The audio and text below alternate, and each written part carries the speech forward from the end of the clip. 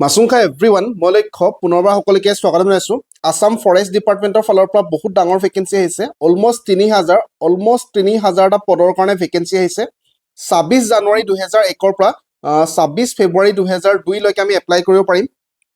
application fees কোনো ধৰণৰ নালাগে গোটেই ভেকেঞ্চি বিষয়ে ইয়াৰ আগত এটা ভিডিঅ' বনাই ডিছকাছ কৰিছিলোঁ ইয়াত সিলেকশ্যন কেনেধৰণে লাভ কৰিব সেইটো ইম্পৰ্টেণ্ট হয় সিলেকশ্যন ক্ৰাইটেৰিয়াটো ইম্পৰ্টেণ্ট হয় সেইটো মই যোৱাটো ভিডিঅ' ডিছকাছ কৰিবলৈ থাকি গৈছিল আচলতে ইয়াত ভালকৈ আপোনালোকে চাওক যে ফাইনেল মেৰিট লিষ্টটো কেনেকৈ মাৰিব তেখেতসকলে প্ৰথমত ফৰেষ্টাৰ কাৰণে বহুতে ফৰেষ্টাৰৰ সপোন লৈ আছে গতিকে প্ৰথমত ফৰেষ্টাৰৰ কাৰণে কিমান লাগিব বয়স কিমান লাগিব আমি যোৱাৰ ভিডিঅ'তে ডিছকাছ কৰিলোঁ ইয়াত দৰকাৰ হ'লে মই কৈ দিম লাষ্টত ফৰেষ্টাৰ গ্ৰেড হোৱাৰ কাৰণে প্ৰথমত ফিজিকেল এফিচিয়েঞ্চি টেষ্ট হ'ব মানে দৌৰ হ'ব আপোনালোকৰ বা ফিজিকেল যিখিনি টেষ্ট আছে সেইখিনি ক্ৰাইটেৰিয়া কি আছে মই সেইটো কৈ দিম তাত 40 মাৰ্কছ থাকিব তাৰপিছতে ৰিটেন টেষ্টত আপোনালোকে চাওক ভালকৈ 100 মাৰ্কছ থাকিব বহুতে কি কৰে যিহেতু পিইটি মানে ফিজিকেল এফিচিয়েঞ্চি টেষ্ট দৌৰ এইবিলাক আগত হয় কাৰণে বহুতে ইয়াতে লাগি থাকে কিন্তু ডিচাইডাৰ হ'ব ৰিটেন এক্সামিনেশ্যন ভালকৈ চাওক ৰিটেনত 100 মাৰ্কছ থাকিব গতিকে ৰিটেন এক্সামৰ কাৰণে আগৰ পৰা ফ'কাছ কৰাটো বহুত বেছি ইম্পৰ্টেণ্ট হয় ঠিক আছে ৰিটেনৰ 100 থাকিব এনচিচি যদিহে কাৰোবাৰ আছে এনচিচিত 5 মাৰ্কছ এটা এক্সট্ৰা পাব আৰু ভাইভাত 5 মাৰ্কছ থাকিব তেনেধৰণে টোটেল 150 মাৰ্কছৰ কাৰণে আপোনালোকৰ গোটেই সিলেকশ্যন ক্ৰাইটেৰিয়াটো হ'ব ক্লিয়াৰ আছে এইটো হ'ল ফৰেষ্টাৰ গ্ৰেড 1ৰ কাৰণে একেধৰণে যদি আপোনালোকে চাবলৈ যায় সকলোতে ৰিটেন মাৰ্কছটো আপোনালোকে বেছিকৈ দেখা পাব ইয়াত চাওক আপোনালোকে ফৰেষ্ট গাৰ্ড আছে গেম ৱাটচাৰ আছে এএফপিএফ কনষ্টেবল আছে কনষ্টেবল ইউবি আছে সাব অফিচাৰ আছে ফায়াৰমেন আছে গোটেইবিলাকৰ কাৰণে গ্ৰেড 3 পোষ্ট হয় এইবিলাক সকলো ইয়াৰ কাৰণে পুনৰবাৰ দেখা পাব যে ৰিটেন টেষ্টত 50 মাৰ্কছ থাকিব দেখা পাইছে পিইটি ফিজিকেল এফিচিয়েঞ্চি টেষ্টত 40 মাৰ্কছ আছে কিন্তু ৰিটেন টেষ্টত ভালকৈ চাওক আপোনালোকে ৰিটেন টেষ্টত 50 মাৰ্কছ আছে ফৰেষ্টাৰত 100 মাৰ্কছ কিন্তু ফৰেষ্ট গাৰ্ড হওক ফায়াৰ ইমাৰ্জেঞ্চি ৰেস্কিউৱাৰ হওক কনষ্টেবল হওক তো এইবিলাকত 50 মাৰ্কছ ৰিটেন থাকিব পুনৰ ডিচাইডাৰ কোনে হ'ব ডিচাইডাৰ ৰিটেনে হ'ব ক্লিয়াৰ আছে তো এইখিনি ৰিটেন এক্সামটো বহুত বেছি ইম্পৰ্টেণ্ট হয় সেইটো কাৰণে মই বাৰে বাৰে কৈ আছোঁ আচলতে আৰু যদি ভালকৈ আপোনালোকে চাবলৈ যায় ইয়াত আপোনালোকে চাই লওক ইয়াত স্পষ্টকৈ দিয়া আছে চাওক ফেজেছ ফৰ ৰিক্ৰুটমেণ্ট টেষ্ট প্ৰথমত ফিজিকেল এফিচিয়েঞ্চি টেষ্ট হ'ব তাৰ নেক্সট মেডিকেল টেষ্ট হ'ব তাৰপিছতে ৰিটেন টেষ্ট হ'ব তাৰপিছতে ৱাকিং টেষ্টটো হ'ব ফৰেষ্ট গ্ৰেড 1 ফৰেষ্ট গাৰ্ডৰ কাৰণে তাৰপিছত ভাইভা হ'ব ঠিক আছে তো এইখিনি ইম্পৰ্টেণ্ট হয় এইখিনি বহুত বেছি ইম্পৰ্টেণ্ট হয় এতিয়া আপোনালোকে যদি চাবলৈ যায় ক'ত কিমান লাগিব ইয়াত চাওক ফিজিকেল এফিচিয়েঞ্চি টেষ্ট যিটো 40 মাৰ্কৰ কাৰণে হ'ব তাত দেখা পাইছে মেলৰ কাৰণে চাওক ৰেচটো কিমান কৰিব লাগিব আপোনালোকে 3200 তো 3200 আৰু মিনিট কিমান থাকিব 14 মিনিট 14 মিনিটছৰ ভিতৰত ল'ৰাসকলে মেলে 3200 কভাৰ কৰিব লাগিব লং জাম্প আছে 335 চেণ্টিমিটাৰ তিনিটা চান্স দিব এইটো সকলোৱে গমেই পায় বাৰু ঠিক আছে তাৰ নেক্সট এৱাৰ্ড আছে যদিহে আপোনালোকে 10 মিনিটৰ ভিতৰত সোমায় তেনেহ'লে 20 মাৰ্ক পাব যদিহে আপোনালোকে 630 ছেকেণ্ডৰ ভিতৰত সোমায় তেনেহ'লে আপুনি 17.6 মাৰ্কছ পাব তো তেনেধৰণে এইখিনি ডিটেইলছো চাই ল'ব ঠিক আছে মাৰ্কছ এৱাৰ্ডবিলাক চাই ল'ব এবাৰ একেধৰণে লং জাম্পৰ কাৰণেও 335 মাৰ্কছ চেণ্টিমিটাৰ যদি স্ক'ৰ কৰিব পাৰে তেনেহ'লে 10 মাৰ্কছ পাব তেনেধৰণে আপোনালোকে যদিহে 500 চেণ্টিমিটাৰলৈকে জঁপিয়াব পাৰে তেনেহ'লে 20 মাৰ্কছ পাব তো এইখিনি আছে একেধৰণে ফিমেলৰ কাৰণে ফিমেল হ'লে মানে আপোনালোকে 1600 মিটাৰ ল'ৰাতকৈ আধা হৈছে 1600 মিটাৰ 8 মিনিটৰ ভিতৰত সোমাব লাগিব 8 মিনিটত 1600 মিটাৰ কভাৰ কৰিব লাগিব ঠিক আছে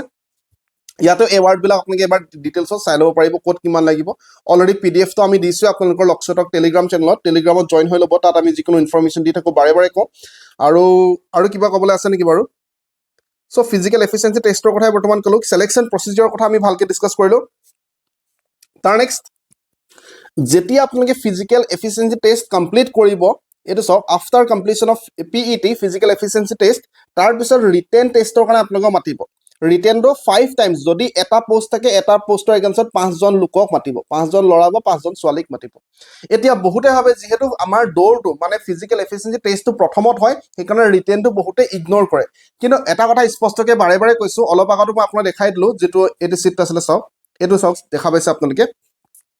যে আটাইতকৈ বেছি মাৰ্ক ক'ত থাকিব আটাইতকৈ বেছি মাৰ্ক ৰিটেন এক্সামতে থাকিব গতিকে ৰিটেন এক্সামিনেশ্যন বহুত বেছি ইম্পৰ্টেণ্ট হয় যদি আপোনালোকে কোৱালিফাই কৰিব পাৰে দৌৰটো ফিজিকেল এফিচিয়েঞ্চি টেষ্টটো তাৰপিছতে ৰিটেনটো আপোনালোকে কোৱালিফাই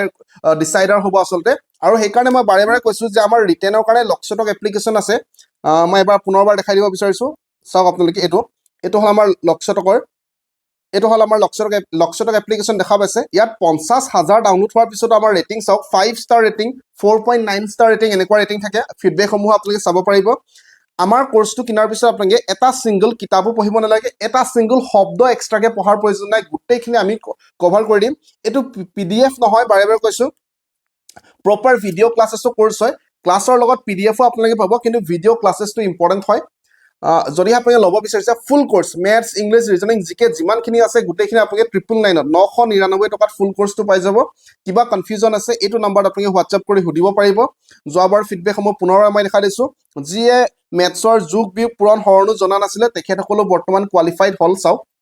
দেখা পাইছে 35 টা ম্যাথছৰ ভিতৰত 34 টা কোৱেশ্চন কৰিব পাৰিছে গ্ৰেড 3 সিলেকশন লাভ কৰিছে তো এনেকুৱা ধৰণৰ ফিডবেক আমি যোৱাবাৰ লাভ কৰিছিলো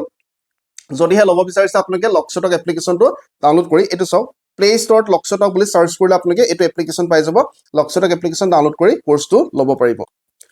তাৰ নেক্সট মই সিলেবাসটো অলপকে ডিসকাস কৰি দিছো চাও ফৰেষ্টাৰ গ্ৰেড 1ৰ কাৰণে 100টা কোৱেশ্চন আহিব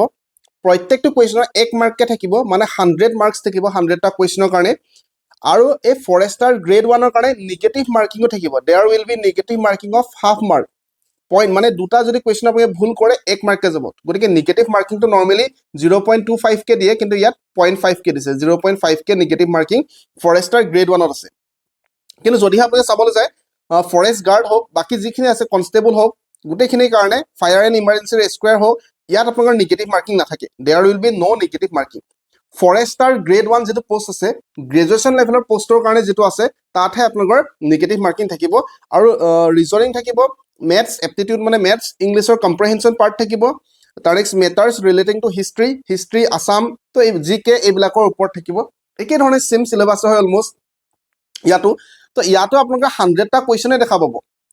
যেটো ফৰেষ্ট গাৰ্ড আছে বা বাকি বিলাক পোষ্টৰ কাৰণে আছে ইয়াতো there will be 100 multiple choice question MCQ 100টা দেখা পাব কিন্তু ইয়াত 0.5 কে মাৰ্কস থাকিব টোটাল 50 মাৰ্ক থাকিব 100টা কোৱেশ্চনৰ কাৰণে 50 মাৰ্ক থাকিব আৰু ইয়াত কোনো ধৰণৰ নেগেটিভ মাৰ্কিং নাথাকে ইয়াত কি থাকিব আপোনালোকে চাওক যে ম্যাথছ থাকিব ইংলিশ থাকিব ৰিজনিং থাকিব তাৰ নেক্সট আসাম আৰু ইণ্ডিয়ান জিকে থাকিব তো একে ধৰণৰ সিলেবাস হয় অলমোস্ট আৰু যেটো ওয়াকিংৰ কথা কৈছে ফৰেষ্টাৰ গ্ৰেড 1 হোক বা ফৰেষ্ট গাৰ্ড হোক মানে ফৰেষ্ট ডিপাৰ্টমেন্টৰ পোষ্ট কেটাৰ কাৰণে ওয়াকিং টেষ্ট এটা হ'ব ওয়াকিং টেষ্ট আপোনালোকে চাওক যে candidates appeared in the written test for the post of forester grade 1 and forest guard will have to attend walking test comprising 26 km for males তো খোজ কাঢ়াটো হ'ব 26 km মতা মানুহৰ কাৰণে পুৰুষৰ কাৰণে আৰু 16 km ফিমেলৰ কাৰণে 4 ঘণ্টা সময় দিব এটো কভাৰ কৰিব ঠিক আছে 4 ঘণ্টা 26 km লৰা সকলে আৰু ছোৱালী সকলে 16 km কভাৰ কৰিব লাগিব একেবাৰে হেকত আমাৰ ভাইভা থাকিব দেখা পাইছে একেবাৰে হেকত ভাইভা থাকিব 5 মাৰ্কছৰ কাৰণে ভাইভাটো থাকিব তো এইখিনি হয় আসলতে এইখিনি হয় ডিটেইলছটো পুনৰবাৰ আপোনালোকে চাই লওক এনসিসি সি সাৰ্টিফিকেটৰ কাৰণে 5 মাৰ্কছ থাকিব বি সাৰ্টিফিকেটৰ কাৰণে 3 মাৰ্কছ থাকিব আৰু এনসিসি এ সাৰ্টিফিকেটৰ কাৰণে 2 মাৰ্ক থাকিব